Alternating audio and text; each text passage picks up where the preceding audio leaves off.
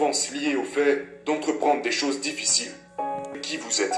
Parce que vous ne vous élèverez jamais plus haut que ce qui se passe en vous-même. Vous êtes. Parce que vous ne vous élèverez jamais plus haut que ce qui se passe en vous-même. L'élite a compris cela il y a bien longtemps. La souffrance est le prix à payer pour accéder à la grandeur. Le téléphone des gens leur coûte leur fortune. Vous pouvez jouer avec votre téléphone ou être pleinement concentré sur le fait de devenir une légende vivante. Routines matinales qui sont le sujet principal de mon dernier livre. Et il y a quelque chose de vraiment puissant là-dedans. Si vous commencez vos journées en transpirant par le biais du sport, vous activez en fait un certain processus chimique qui existe dans chaque cerveau humain. Transpirer dès le réveil va libérer du BDNF, qui n'est rien d'autre que le facteur neurotrophique issu du cerveau, qui va en fait accroître votre développement. Ça va guérir les cellules de votre cerveau qui ont été endommagées par le stress. Ça va libérer en vous de la dopamine qui est le principal neurotransmetteur dont nous avons tous besoin en tant qu'entrepreneurs, que bâtisseurs d'entreprises et serviteurs de l'humanité. Le cortisol. Les hormones de peur sont très fréquentes au réveil. Donc faire de l'exercice au début de chaque journée va réduire cela. Et je vais parler de ma formule 20-20-20. Je vais la mentionner car c'est un excellent moyen de maximiser son énergie. Eh bien, parlez-nous de cette formule justement, qui commence par de l'exercice physique, mais quelle est la suite de cette formule qui est très puissante? Mon nouveau livre parle essentiellement des raisons de se lever à 5 heures du matin. Si on regarde les personnes les plus créatives, les plus performantes, les plus grands humanitaires et les plus grands titans de notre industrie, beaucoup d'entre eux se lèvent à 5 heures du matin. Les heures qui précèdent le lever du soleil sont les heures durant lesquelles nous avons le moins de chances d'être distraits. Ce sont les heures durant lesquelles vous pouvez vraiment développer cette intimité et cette maîtrise envers les choses qui vous tiennent vraiment à cœur. Les heures qui précèdent le lever du soleil représentent le luxe de la tranquillité. Parce que vous pouvez facilement entrer dans un travail profond qui vous permet ensuite de ressortir à la lumière du jour au meilleur de vous-même. Donc la formule 20-20-20, c'est simplement 3 périodes de 20 minutes. La première période est consacrée au sport, de 5h à 5h20 du matin.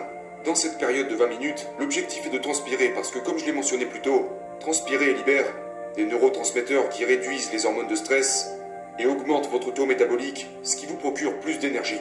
Donc maintenant, ça libère aussi de la sérotonine, qui contribuera à votre bonheur. Donc maintenant il est 5h20, vous vous sentez fondamentalement différent, vous avez de l'énergie, vous êtes dans un état positif, vous sentez jaillir un feu en vous qui accroît votre concentration. De 5h20 à 5h40 a lieu la deuxième période de la formule 20-20-20 qui est axée sur la réflexion. Nous vivons dans un monde où les gens sont constamment occupés. Mais à quoi ça sert d'être constamment occupé si c'est pour être occupé à faire les mauvaises choses? La clarté est l'une des clés de la maîtrise.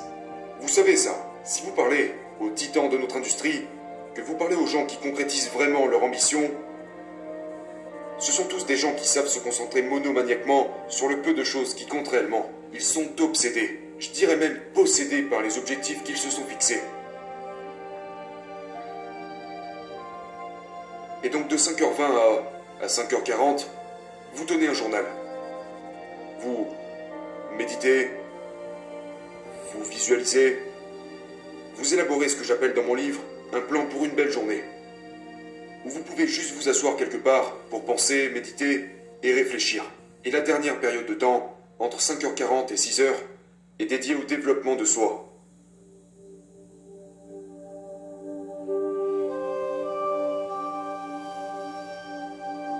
Si vous regardez les plus grands milliardaires, j'ai coaché beaucoup de milliardaires au cours des 20 dernières années. Si vous regardez les gens les plus prospères sur cette planète, ils ont tous une chose en commun.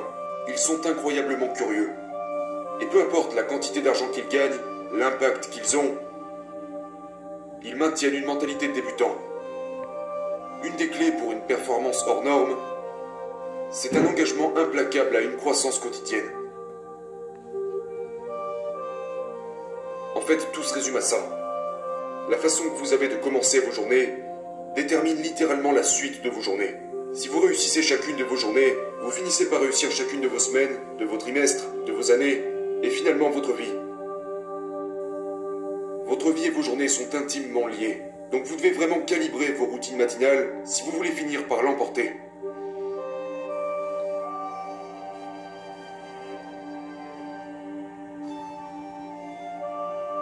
Je crois en fait que nous sommes construits pour vouloir. C'est la nature même de l'être humain. Nous sommes faits pour progresser. Nous savons ça. Le cerveau humain aspire à la nouveauté. Et nous sommes plus actifs, nous avons plus d'énergie, nous tendons plus vers notre meilleure version de nous-mêmes quand nous progressons vers notre mission de vie. Donc je pense que nous sommes tous faits pour vouloir. Par contre, je pense qu'il y a eu un grand lavage de cerveau généralisé.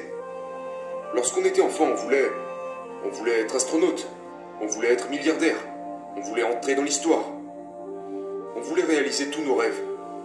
Et puis, on s'interrogeait sur tout. On était constamment émerveillés, remplis de curiosité, d'amour. On était passionnés, forts. Nous n'avions pas peur d'être nous-mêmes. Mais en quittant la perfection de l'enfance, l'hypnose et le lavage de cerveau commencent. Nos parents bien intentionnés nous disent « Oh, tu veux être astronaute? Tu veux lancer une entreprise quand tu seras plus grand? Tu veux peindre comme Jean-Michel Basquiat? Sois raisonnable. Georges Bernard Shaw l'a dit mieux que personne. Il a dit « L'homme raisonnable s'adapte au monde. L'homme déraisonnable persiste à adapter le monde à lui-même. » Par conséquent, tout progrès dépend de l'homme déraisonnable. Et nous le sommes naturellement tous. Mais nos parents nous ont donné des limites basées sur leur propre psychologie, qui est elle-même limitée. Des modèles émotionnels qu'ils ont eux-mêmes acquis de leurs parents, puis nous sommes allés à l'école. Nous avons appris à nous comporter selon des règles bien précises, à faire comme les autres, penser comme les autres, s'habiller comme les autres. Ne parle pas trop fort, ne rêve pas trop grand, ne sois pas trop passionné. Et les autres enfants font la même chose et nous influencent de la même manière. Puis intervient la société qui nous dit que les génies sont des cas à part, ce ne sont pas des gens ordinaires, ce qui a été clairement rejeté par la science. Vous savez, je veux dire, la règle des 10 000 heures que l'on connaît tous déconstruit complètement toutes ces affirmations. Donc, je pense que nous sommes tous nés pour vouloir, mais que nous avons laissé ce que nous sommes vraiment se rétracter. Aujourd'hui, les gens cherchent à rester en sécurité plutôt qu'à s'élever et laisser briller leur génie primitif.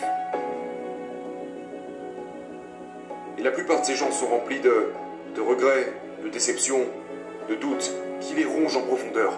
Et c'est en partie pour cela qu'ils sont profondément accros à la distraction. Ils cherchent une échappatoire. Parce qu'ils ne veulent pas tenir compte de tout ce potentiel qu'ils ont gâché. Nous vivons dans un monde qui prône que le bonheur s'acquiert par des choses extérieures. Si vous créez une entreprise, si vous avez une belle maison, si vous avez beaucoup d'argent, si vous avez une belle voiture, si vous avez une belle épouse, alors vous serez heureux. Je pense qu'il y a une sorte de modèle dans mon livre qui, à mon avis, peut sembler être un modèle perturbateur, mais qui est en réalité un modèle transformateur, que je représente par les 4 empires intérieurs. Il ne s'agit pas seulement de l'état d'esprit. Il y a l'état d'esprit, l'état du cœur, l'état de la santé et l'état de l'âme.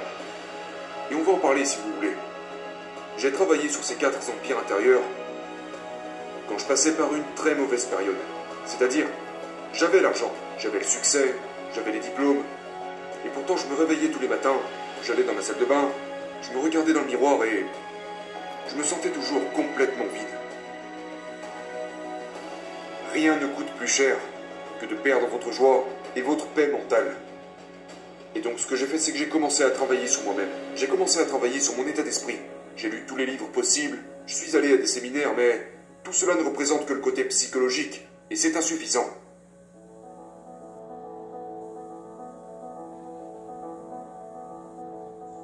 Tout le monde parle de l'état d'esprit, mais l'état d'esprit n'est que votre système de croyance. Ce n'est que votre psychologie, et c'est très important. Mais l'état d'esprit ne représente que 25% de l'équation. La deuxième partie de l'équation est l'état du cœur. Purifiez votre cœur. Là, nous touchons à votre émotivité, plus seulement à votre psychologie. Vous n'entrerez jamais dans l'histoire, vous ne dominerez jamais votre domaine, vous ne vous bâtirez jamais une vie de classe mondiale si vous avez une grande psychologie, mais que vous ne vous occupez pas de la douleur, de la tristesse, de la déception et des traumatismes de votre passé. Donc j'ai travaillé sur mon état de cœur. Mais ce n'est que le deuxième des 4 empires intérieurs. Le troisième empire intérieur est votre état de santé. Ne mourrez pas si vous voulez changer le monde. Les gens morts ne changent pas le monde.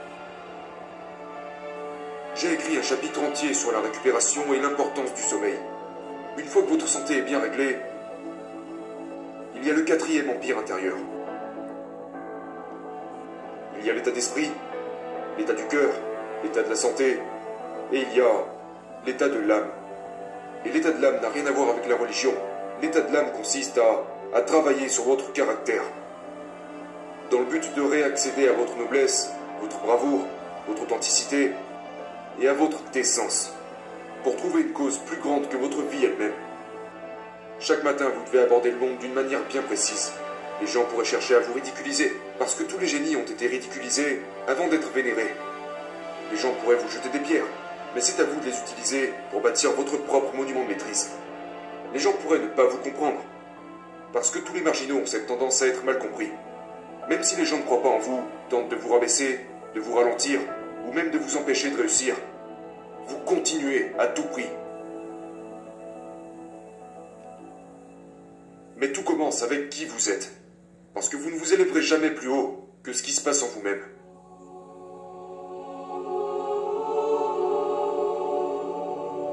La clé, c'est d'accepter la souffrance liée au fait d'entreprendre des choses difficiles. Je pense que le plaisir a été beaucoup trop promu dans notre société. Je veux dire, aucun titan de notre industrie, aucun artiste légendaire, aucun grand athlète. Vous savez, l'élite a compris cela il y a bien longtemps. La souffrance est le prix à payer pour accéder à la grandeur. Donc, comment devenir plus courageux? Faites des choses difficiles que vous n'avez même pas nécessairement envie de faire, mais que vous savez être bénéfiques.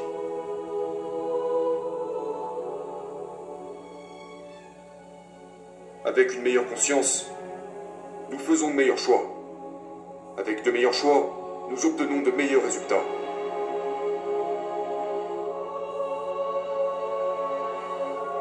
L'addiction à la distraction est la mort de votre productivité. Le téléphone des gens leur coûte leur fortune. Vous pouvez jouer avec votre téléphone ou être pleinement concentré sur le fait de devenir une légende vivante. Mais vous ne pouvez pas faire les deux. Nous perdons notre dignité à cause des promesses que l'on se fait à nous-mêmes et que l'on ne respecte pas. C'est là que tout commence. C'est tellement, on sait ça, c'est tellement important. Vos revenus, votre impact, votre relation avec la créativité, la productivité, tout se résume à la relation que vous entretenez avec vous-même.